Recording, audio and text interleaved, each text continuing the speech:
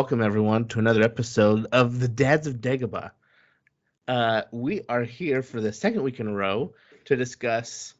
I guess we can discuss two things today. First of all, we have Andor episode 8 that we need to discuss, as well as the miniseries Tales of the Jedi, which we'll get to after our discussion of Andor.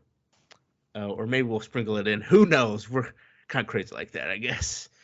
But first, Sean, I want to ask you, what's up with your picture? Well, my picture kind of coincides with my word of the week, which is a word that they used many times in Andor episode 8, which is fried. Oh. I like that um, it felt like it was almost like a carnival game. Don't be standing on the metal that will electrocute you when the light turns red. Yes. My word of the week is seven. 7 men at 7 tables and 7 floors, 7 tunnels. Which, 7 good episodes so far, and the 8th one is just as good. yeah, it felt very much like the middle episode of a 3 episode arc, Uh but huh. it's still, once again, I feel like what has been great about Andor is even when it is one of those bridge episodes, it doesn't feel like filler. No, no, no. Because it tells you so much about the story and it sets up so many things. And now that we're later in the season, it's finishing other threads that we've already started, or not finishing, continuing. Sorry. Yes, I really like that we're going back to, characters from the first episode, and there's some continuity there and threads throughout, that it isn't just It's not like we just isolated forgot first about three them. episodes, isolated second 3 episodes, isolated third three. We're still seeing the effects of, in episode 8, we're still seeing ripples of what happened in episode 1. Yep. I love it. I think, for sake of my own mind and memory of the episode, I say we stick to the different, rather than going through the episode as it streamed. I think we should go through locations, because I think there's 3 main stories being told here. First one is on, I almost want to say Carvana 5. I can't remember the actual name of it. And I want to say Carvana yet. I thought it was something like Narvani or Oh, something. maybe that was it. I don't know what it is either. But the prison, basically well, I think first of all, just him getting sorted, and he's like, I'm a tourist. Uh-huh. Still going with that line, huh? Well, one, I think the episodes, last week's episode and this week's episode have done well is you feel the hopelessness of, like, what if that actually was happening to you? Mm-hmm. Because yes, he was involved in like a major criminal heist, They don't know that. but they don't know that. Like, on paper, he's telling the truth that he literally did nothing but exist as a tourist on that planet, and now he is going to prison for 6 years. Mm-hmm. The hopelessness of that is, I feel like, very dense in the episode, Yeah. complete with even when he's in his processing and he's just like standing there and they're like, eyes forward, and the guards are like figuring out. You almost felt this tension of like, is something going to happen? And nothing happened. It just was him, like, he's being processed to serve this prison sentence that is completely unwarranted. Yep. And like, there's no, it obviously doesn't, there's no appeal process, there's no, it's complete just fascism from the empire, Mm-hmm. that that's just the reality. Like, there's no advocate for him to try and help him. Yeah, there's no way out. I mean, it's hopeless, right? Yeah. And the Empire goes so far as to make it seem like, almost like the kind of the idea of, um, like the prisoners who are put out in the middle of nowhere. Like, if you escape, then good luck. like the Empire's kind of doing the same thing. Like you can do what you want, but we have this power over you, so there's no point, Yeah. So good luck. Um, when we get to that planet, I am just now thinking of a better image I should have used instead of my Schmeagol image featuring Andy Serkis. I should have done Napoleon Dynamite's moon boots because that's the first thought I had when those guys came trumping down the hallway.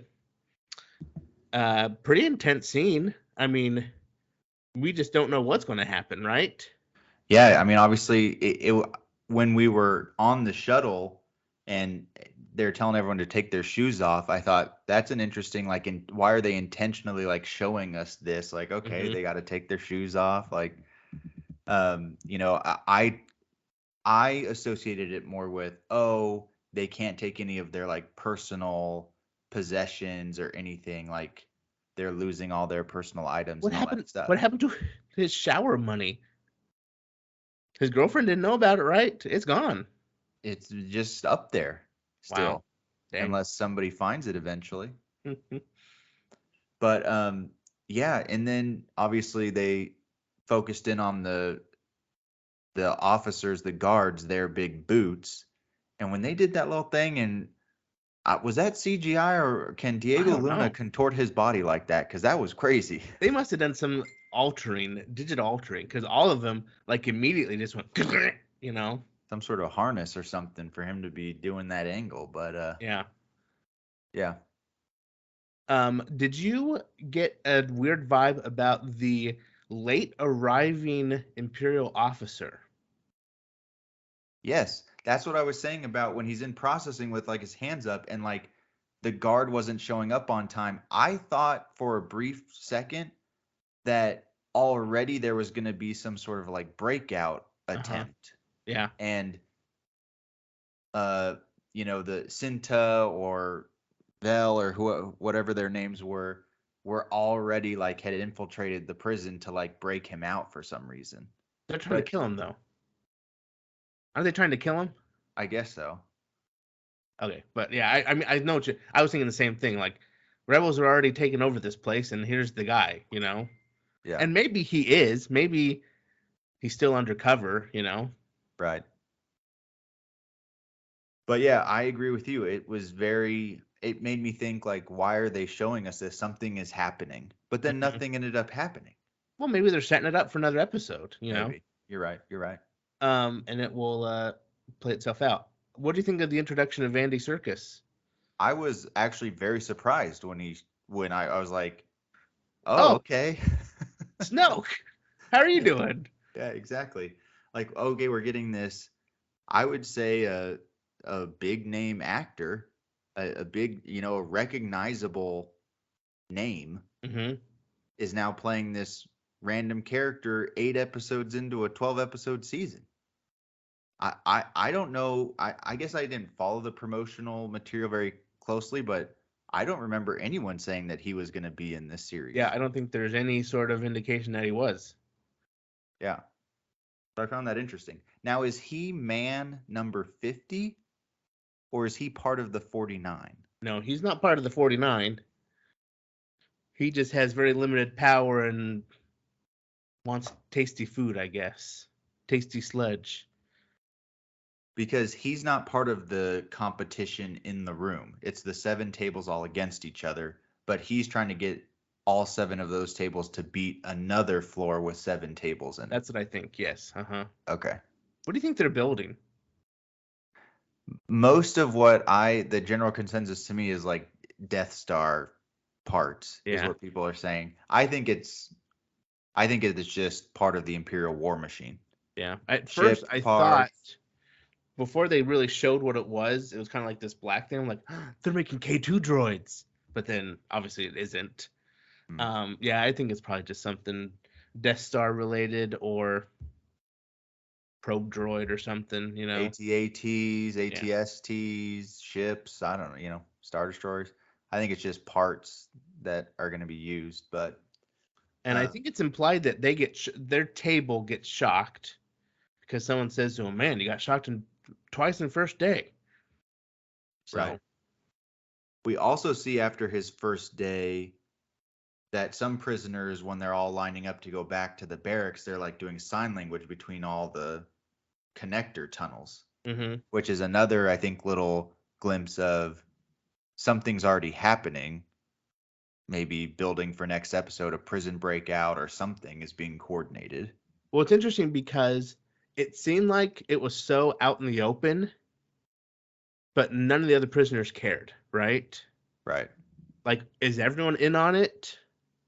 Or is it just a certain few? That's what kind of my question is how big of a rebellion is this? Is it just a few guys from each, just the sign language guys, or is it everyone? Yeah. I don't know, but then when they get back into the barracks or whatever, we learn about the whole system. They can't be on the floor.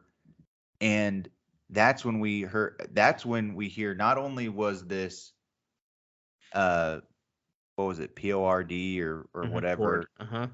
going on, and all the sentencing from then on became, inflated, but the people that were actually in prison already, that were already serving their time, their sentences also increased. Yeah, they all doubled or something. Yeah, so they're all looking at how many days they have left, and when they wake up the next morning, it's doubled. Ugh. Talk about demoralizing. How come as soon as the lights turn red, they don't talk to each other? Was there something I missed? I don't know. Can't you just stand in your stall and still talk? I don't know. Probably. Maybe they're just so tired they just go straight to sleep. And they're probably obviously monitored, even if, remotely, or there's surveillance there. Um, I thought it was interesting that um, at first I thought, oh, Andor's going to come out and tell him that he was part of the. But then as soon as they're like, we're getting punished because of what the rebels did, it's like, oh, smart move, keeping your mouth shut there, Andor. And yeah. we see I guess it's not a cameo, it's his friend, Melshi. Melshi, yeah, who was featured heavily in, well, not, I mean, he's a character in Rogue One. Right. Goes to Scarif, fights on Scarif. Right. And he kind of says something interesting and wanted to get your take on it. He said, don't look at the dates. It doesn't matter. The numbers don't matter. They'll find a way to keep you here anyway.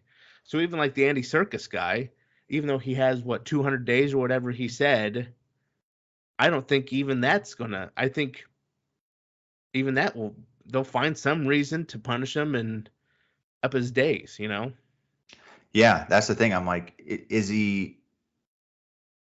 Was it yesterday? Was it 100 days, and then he woke up, and now he's back up to 200 days? Really.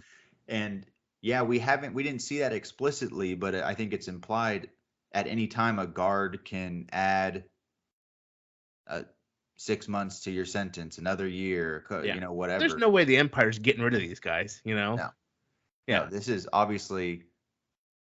is how they're getting all this free labor to build their war machine, basically. Yeah. So then we see much later in the episode that a guy just straight up is over it and is like, this is my way out, and ends his life by jumping out into the middle of the hallway, which I think was, that was pretty dark to me. Although it did remind me a little bit of the beginning of the cinematic masterpiece Holes, where the camper, didn't want to dig holes anymore, so he went and took his sock off and stepped on a rattlesnake on purpose so he could go home. But this was a much more adult version of that. I'm tired of this Palpatine. That's too dang bad. Yeah. So, and what's crazy is that when that guy did that, it was almost like there was an initial outcry, but then they very quickly transitioned into like, this must happen regularly, because then they're just complaining about, we're going to smell him. We're going to smell this guy all night. Like, no one's coming to, the guards aren't coming in when this happens. Like, they're just going to leave that body there until the morning. I think from what we even looked, I mean, we never see, other than when he gets processed, we never see the guards.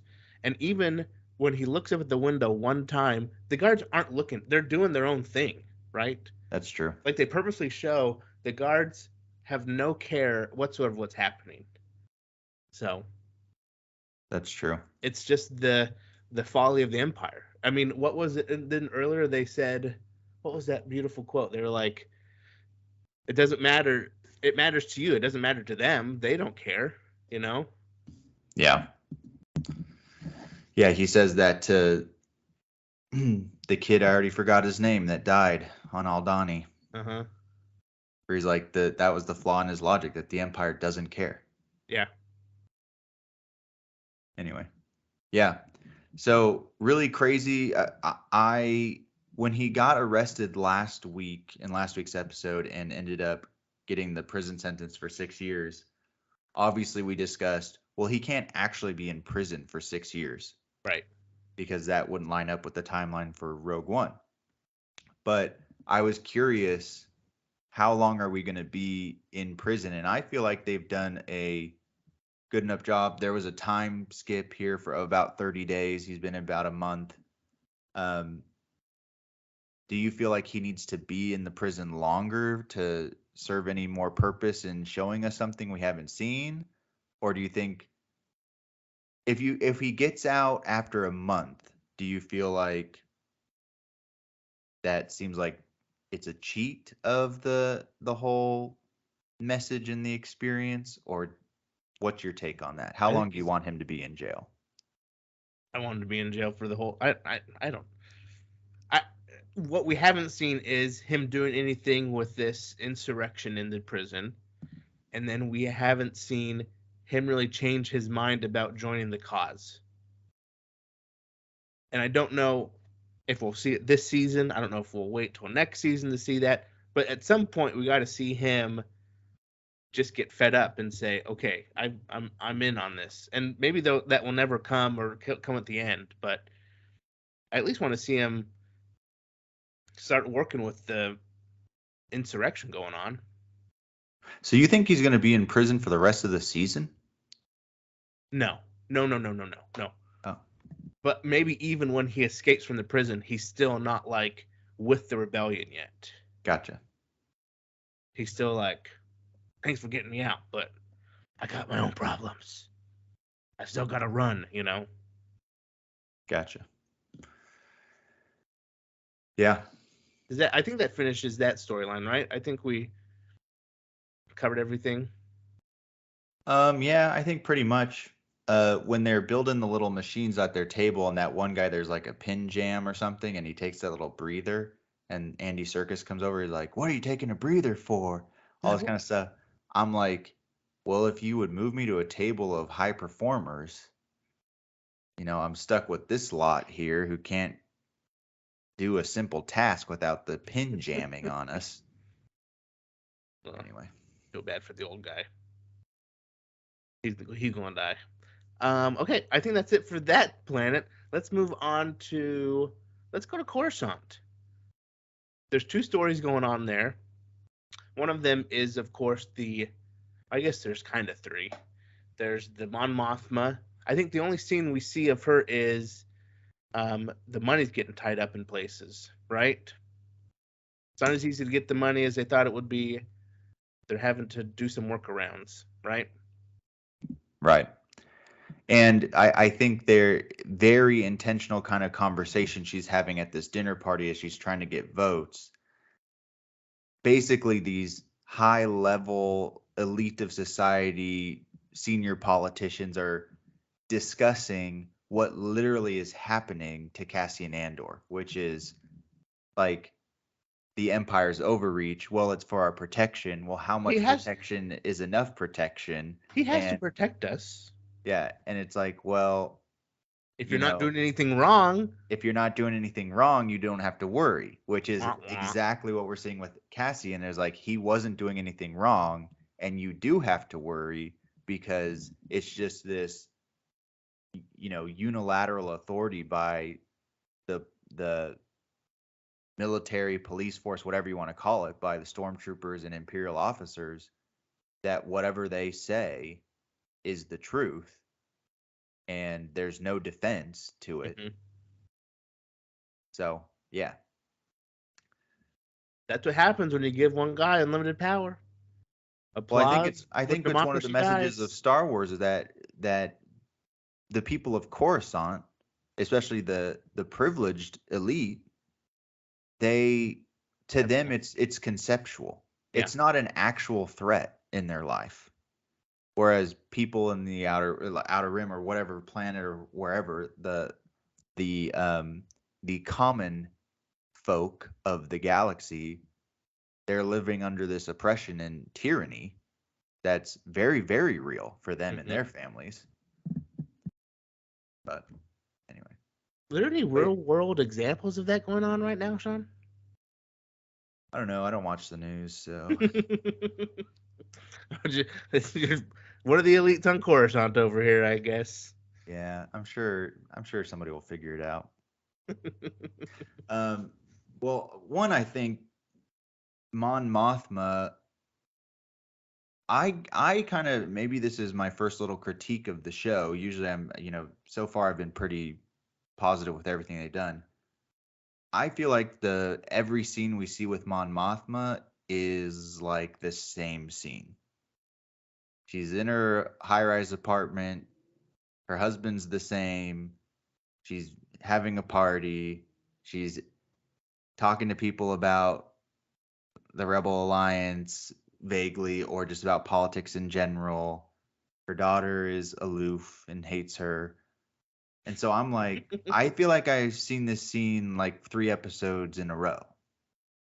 Yeah. Little variation, but for the most part, I would support some more progression in the Mon Mothma character Well, arc. and maybe they're doing this on purpose, showing that even she is still distant from the problems. She doesn't fully understand what is happening yet, right? Yeah. She's still whining and dining. Well, and we did see that too when she confronts Luthen. Was it last week's episode or what? I think it was last week, or was it this week? I don't even It was remember. last week's because it was, Last yeah, week, in response to Aldani. where she like was not on board with that. And so yeah, I think you're right. She's not quite at the point where she recognizes this needs to be a full on Yeah. insurrection. This isn't behind curtains, and this doesn't need to be behind curtains getting money. This is a war, you Yeah. know. Yeah, she's Yep. not there yet, but yeah, I can see her critique. I just have trust that there's a purpose for her staying in her apartment throwing parties, you know. And if we don't by the end of this show get Mon Mothma divorced from this stupid, literally 15-year-old boy that she married when they were 15 and has grown up to just be a loser. Like, get him out of the picture because we I think know that I think he's going to rat her out or he's gonna something. betray her at the Yeah. first opportunity he has. Can you imagine if her daughter did? Wouldn't surprise me. Seriously. Coruscant also brings us to the ISB, where they begin their questioning of Serial Boy. Can't remember his name. I So think many it's names. literally it's like Cyril, Oh, that's which what. is Yeah, it almost is. like cereal, but just a little different. That my mind made that. Yeah. Okay. Anyway, that's why I had that. Uh, he is brought in seemingly beyond joyful to be in the ISB with the Empire because he's making all these false requests for fuel consumption stuff, right? And they're like, "What's going on here?" Trying to get the file on Cassian Andor. Yeah. And anyway, I think the only thing he has is a little bit of information about who this, what they call him, not Axel. What's the code name they used for Oh yeah, what was it? Axis? Or Axis? Maybe. I don't remember, but yeah, it's something like that. And he's like, there was another guy. I know his voice. So, I guess I'm sure they'll bring him back in somehow. He's not. I mean, that's not the end of his character, right? You're right, but I was surprised that the blonde officer, she was like not having it. Like, no, we don't need you. You're not helping us. I'm not offering you a position. That's not how this works. Hmm. Like, forget this even happened. You're done. Yeah, I thought for sure like she'd be like, okay, join the team, or not like join the team, but I mean like, okay, You know what she sees when she sees him? prove your worth. What? She sees Paul Blart Mall Cop. That's what she sees. Yeah, it's true. She sees nobody working in a cubicle, huh? And yeah, she thinks she's Sherlock Holmes basically. And this guy, she's like, you don't even know what we do here. Hmm. Um, but I'm still wondering where Uncle Harlow is.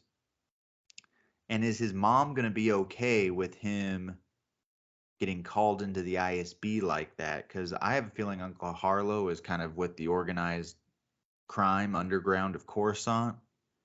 And so Uncle Harlow might not like that Cyril is getting cozy with the ISB. I think his mom would be happy. At least he's making a name for himself somewhere, right? Isn't that her Yes, you're chief right. complaint? But she wants him to make a name for himself in the family business, Yeah, which that's is true. organized crime. Do you still think we're going to see Uncle Harlow? I don't know, because it kind of felt like a little bit of a. I mean, he could still come back, but it seemed like a little bit of a blunted end to his Yeah, whole arc. yeah. I think I it's think he funny might how still. that's the name you can remember. We haven't even seen the guy. You know his name, but everyone else were like, the blonde chick in the Empire, and It's because they say the name. Well, I guess what the blonde chick's name is, her name Miro or Meebo or something. I don't know. Here's the thing. It's so many brand new characters. I need to put on subtitles or something. Yeah, I watch with the subtitles and I still don't catch them all. I At guess there least was I. another scene in the ISB back in the conference room where they're talking about the things being stolen. Basically, it seems like you got to climb over other people in order to get what you want. You got to, even in the Empire, you've got to. It's not about team play. It's about the individual, right? Right. Yep. Same thing as the prisoners, I guess too. I guess a small team, but even then you're competing against everyone, and some guy dies. Whatever. I guess my food's. If he was a member of my team, well, dang, I'm gonna get shocked tomorrow, or just the harsh reality of life for them, right? Yep. Absolutely.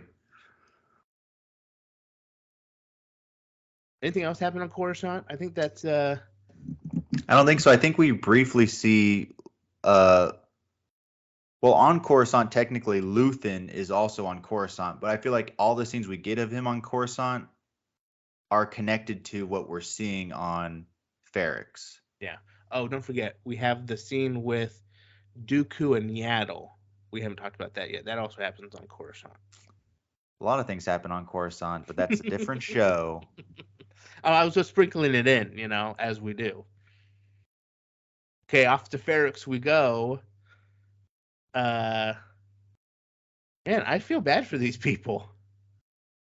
Well, Aunt Petunia is like on death's door apparently at this point. So she went to open up a sewer gate or something, a secret tunnel entrance, and the troopers found her and beat her. Is that what happened? Did they? I don't know that she got beaten. Maybe so.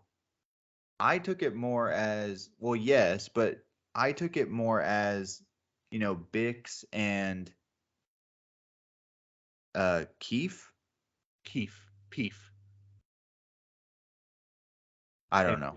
Because you. isn't Cassian using that guy's name right now as his alias I in think so. prison? Yeah, yeah, yeah. Okay. Yeah, Keef and Bix, I feel like we're talking about Malva. What's Petunia's name? I don't know. Marva? Malva? I don't know. Um, talking about her like she's like this senile old lady that's like lost her mind because she's talking about going and opening up secret tunnels so that the rebels can like get in and stuff. And they're like, yeah, she's a rebel. Like she thinks Uh-huh. she's a rebel, but she's just like an old lady with dementia. Well, and That's the obviously vibe she I got. doesn't. We know Right. better, right? Right. But I mean, I think that's how they're looking at her at Okay, this I point. got it. I got it. Because who's she coordinating with? I don't think the Rebel Alliance has some sort of strong presence on Ferrix, not that we've seen. Yeah, I don't know. I mean, maybe there's something, but I maybe mean, it's Bell and from Cinta are there literally just because they're trying to find Cassian. yeah. I'm a little Anyway, bummed we don't see what happened with the Star Destroyer and Aldani, but I guess it's fine. We don't need that story anymore. I kind of was curious though, like how did Cinta get off planet and, what was her story? But that's fine. It's She's fine. safe. She made it. She's okay. Um, yeah, seeing those two ladies there, I was like, really? They need both of them there? And then obviously they send one of them away because she's not needed. I don't understand why they brought both of them just to send one away. Just like a little reunion to show them together, I guess. Yeah, that's a great question. Well, it seems like Luthen's shop and the associate that he has in the shop on Coruscant, who's kind of his radio person.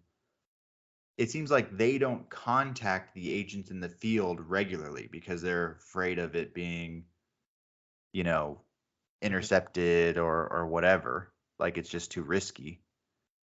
So there was an offhanded comment that Luthen made in the shop about like Vel and Cinta must be there by now. Are they already there? And the female associates like, I haven't tried contacting them. Like that's Right. not part of how we do this. It's unnecessary basically. But I feel like the most intriguing thing about all that is finding out that Cinta may not be as committed to this relationship, Oh yeah. Uh huh. and she's all about the cause. And Homegirl would be like, I'd give up the cause today if you wanted to just go settle down on a farm outside of town. Mhm. That's how I feel. That's the type of person I am, I think. They got I different feel like priorities. I'm like, do we want to just take a break from the whole cause thing? Like, we just did something pretty crazy on Aldani. Half the people just died. Let's take a few years off. The Rebel Alliance will still be here, trust me. This is going to be a generational type war that we're going to have to fight. Let's pace ourselves on this. I'm sure if they destroy this empire, there's just going to be another order later. Yes. And then even before that was destroyed, there's going to be a final one too. So many orders. Well, they went from first to final, so only two orders really. Yeah, Speaking of but which, they're coming out with new series of Star Wars movies. yes, in 2025. Yeah, hooray! I did think that was an interesting point. One of them's like, we got to do this, and I think we talked a little bit about this earlier. They're there to kill him, right? See, yes, the But answer I is don't know how yes. that's going to work. Why would they? First of all, I don't know why they'd want to. Second of all, I don't think the story is leading to that. They want him. He's a loose end because he has seen Luthen's face. He would be able to identify Luthen. Yeah, That's the issue. but aren't they all But loose ends? that's what I'm saying. I'm like, well, why? How did Cinta get to the point where Luthen didn't want to kill her? Like all of them must have had a first job with the Alliance. Maybe it's because Andor, the way he left the team and was like, I just want my money and I'm out. Like I'm not part of your guys' But he cause. gave back to the Kyber. Yeah, I I don't don't know. know. I don't. Maybe I'm with you here, but I don't understand why they are trying to kill him. But anyway, maybe they'll answer. I'm sure they'll answer that question. But because she goes and looks for parts in the back of the shop, even though Peef doesn't want her to, uh, she alerts the Empire. Right? Is that correct in what I'm assuming here? She sends that radio message, yeah. Which we get this very tense interaction between, I don't know her name, so I just keep saying female associate Female and associate from the shop. female associate from the shop and Luthen about like, Luthen, you're slipping. Like, we need to shut this down. Yeah. The Ferrex connection. Like, this is not how we operate. We are being way too reckless. The Empire's there now. Yeah. Yeah. And Before it was just a bunch of corporate guys, nothing to worry about. Now this is the full-on Empire's got their eyes focused. The Eye of Sauron is right on this planet, you know. But what's interesting to me is it seems like his primary motivation for wanting to stick with it is he wants a lead to find Andor. Yeah. Mm-hmm. It's not necessarily like, no, we can still help the people of Ferrex. That ain't it. He's like, I still need to tie up this loose end, and this might be my best chance for a lead. Yeah. Anyway. Again, we see, as we did in The Mandalorian, the fault with the Empire is their facial recognition system. They have the face of Andor, and he's processed in, but they don't recognize it. Just the same as Jin Darin, or Jin, why can't I not say his name right now? The Mandalorian scanning his face. Yeah. Like, oh, just any old face is going to work here. Doesn't matter. It needs a face to read. So true. But I didn't see, did they use facial recognition on Andor when he went into the prison? I didn't see him do anything like that. But they have, what I'm saying is the ISB has his face. Yes. Floating, right? So they know what he looks like. So why don't they do a cross-reference for every face of someone who gets put into prison? Anyway. It's true. That would be too easy and it would ruin the plot. That's why. Very true.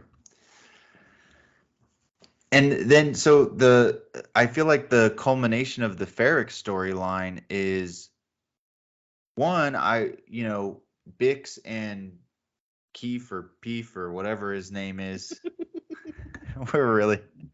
We should have a tip sheet before we film these of like, these are the names of the characters. Like the announcers on football games here. They're obviously linking up multiple times, and then she gets recognized like in the crowd, and the chase is on to get her, and they ended up getting her, and they bring her in because they've interrogated the guy who owns the shop that she sends the radio messages out of. Mm-hmm. Like, tortured him, and now it's her turn for an interrogation. So I don't know if anything else happens after that. Isn't that the end of the episode, right as she's about to get kind of interrogated? We skipped a part. We skipped one of the coolest scenes. Uh-oh. Luthen goes to Saw Gerrera. Oh, I totally forgot. I mean, now I remember, obviously, but yes, you're right. And Saw Gerrera, who has not, looks similar to himself from Jedi Fallen Order, I guess, is not quite to his machine loss of life self as he is in Rogue One, but he's still a fanatical guy who thinks all these other, what are the other factions? Basically, it's like, what are these other factions doing? I'm the right one you got to listen to me. They're not doing anything. So we see there's all these pockets. No one's cohesive yet, right? Yeah, well, his Saw's faction is like complete anarchists. Yeah. They're like no rhyme or reason, just indiscriminate chaos and killing to disrupt the Empire. Mm-hmm. Which I think most people, Luthen included, can see that has a maybe kind of dramatic impact, but long term isn't sustainable and doesn't get us where we want to be. Yeah. But yeah, it was interesting to hear, They were both talking to each other like they're the opposite did the heist. It was just a funny conversation, you know? Right. And so it's obviously they have a relationship, so they're talking like they've known each other a long time, maybe Says work. someone who did the heist. Oh, by you saying that makes me think you did the heist. Right. But then, they're haggling over these just like this equipment and stuff. And I'm curious, I think that's Person not who did the heist says what? Oh, almost got you there.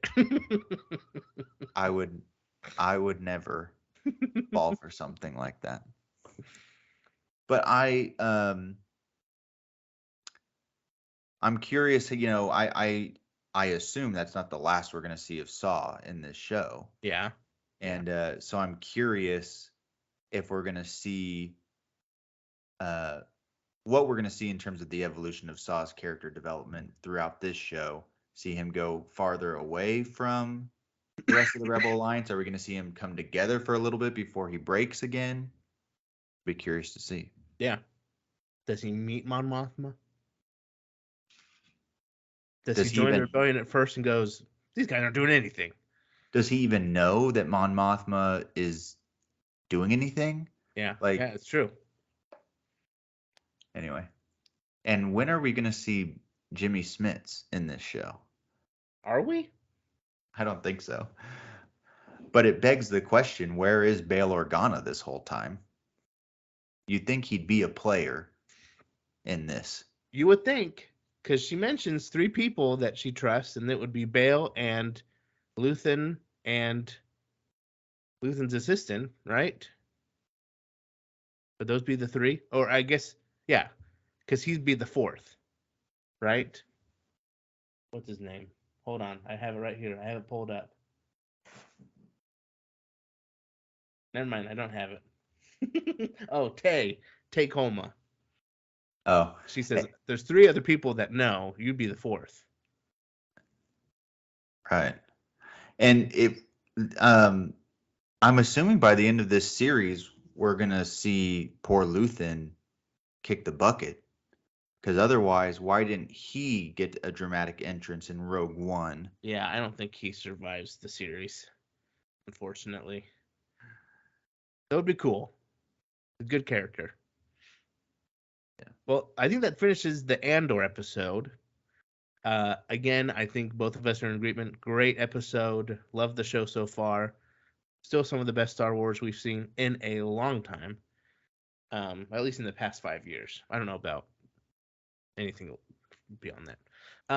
That ends this episode of Dad's a Dagobah. We appreciate you sticking around. We got basically 2 episodes of Dad's a Dagobah in one, a mega pack for the price of one. You got 2. This has been a joy to talk with you, Sean, about episode 8 of Andor and Tales of the Jedi. Let us know how well you remember the names of all the characters in Andor, because obviously we're doing a poor job, and we're the ones with the podcast. Is that on us or is that on the show? I think that's on the show. If they did a better job, They need name tags. they should be using name repetition a lot more. Great idea, Pav T. Pav T, can you pass me the bow staff over there? Oh, and her name, Petunia's name is Marva. Very good for that. Marva. Yeah. Gotcha. Not Malva. No, Maarva. Not Melba. I have a great aunt Melba. Nope, not Melba. Anyway, leave us a comment what you would name the blonde-haired Imperial officer, who does have a name, but I'm not going to tell it to you. So, Is in it the Miro? comments, Is it Miro? hold on, I had it. Meebo? I've already forgotten it. What do you think it was? Miro. Her name. Mero. That's her last name, Deidre Miro. Yes, Nailed it. nice job. Like a meerkat.